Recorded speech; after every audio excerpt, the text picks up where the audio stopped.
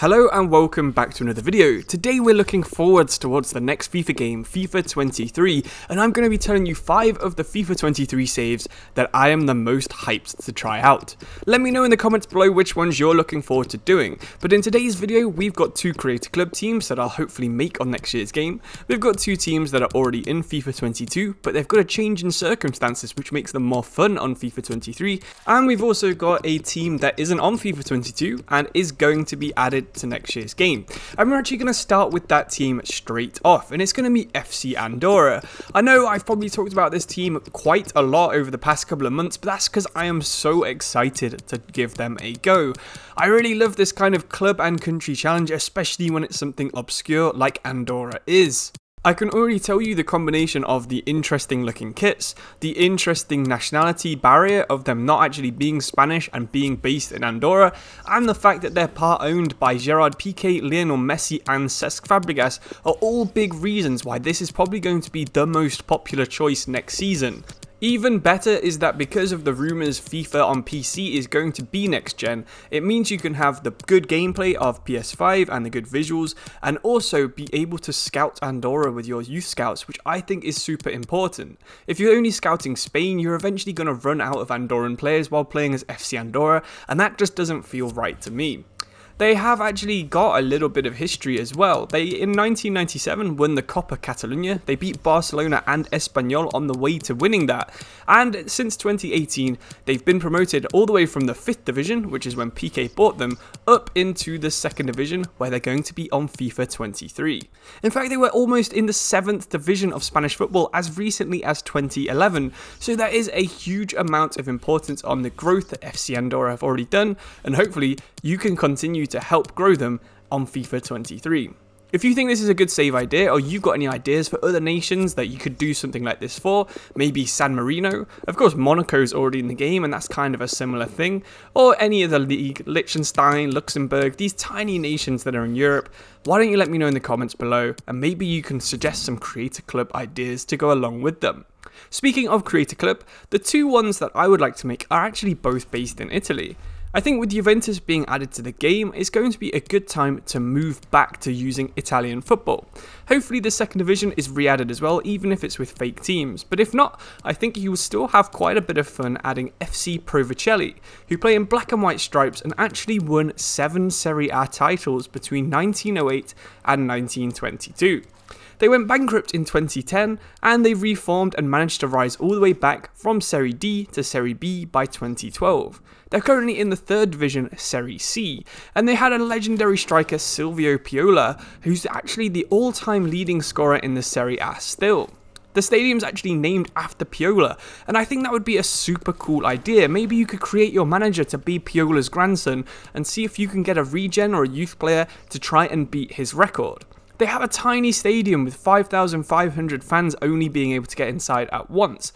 So you've got a lot of growth there, both club-wise, financially-wise, and also stadium-wise. So you could have a good growth where your team is growing along with your career. A team that is definitely going to grow a lot more in real life than Provercelli though is Palermo, who's the other team that I'm excited to try and use on Creator Club.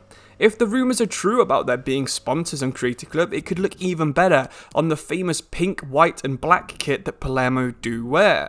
Longtime FIFA fans and FIFA regulars will remember some players like Javier Pastore, Ezequiel Lavezzi, Fabrizio Miccoli, Paolo Dybala and Andrea Belotti all wearing the famous pink kit in the past.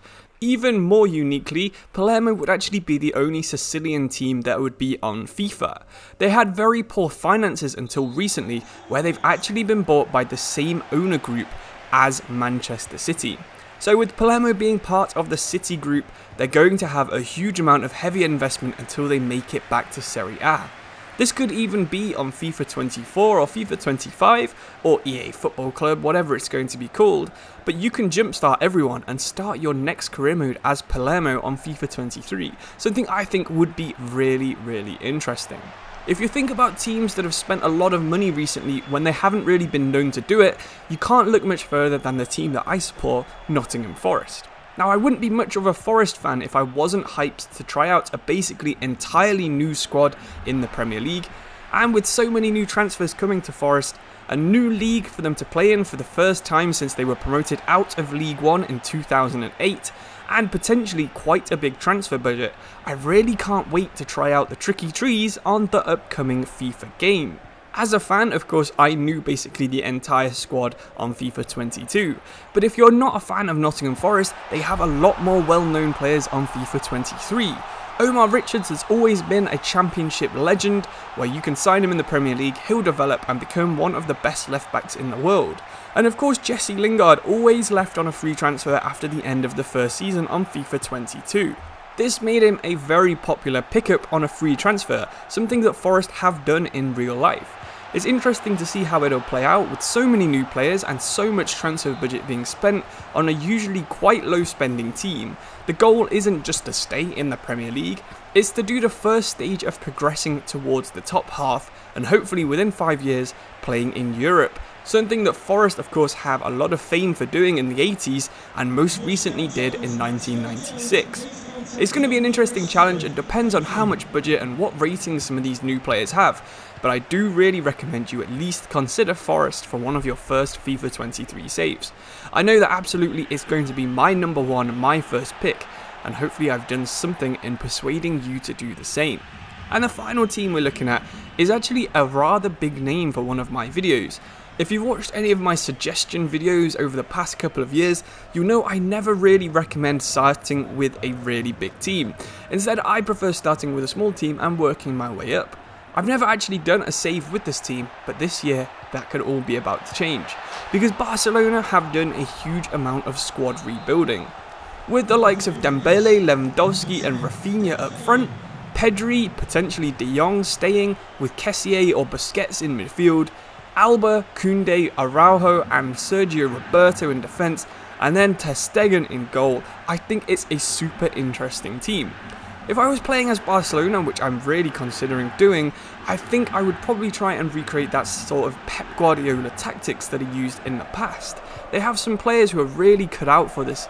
Pedri being so young and 84 rated already, I can see him going up to an 85 or an 86 on FIFA 23.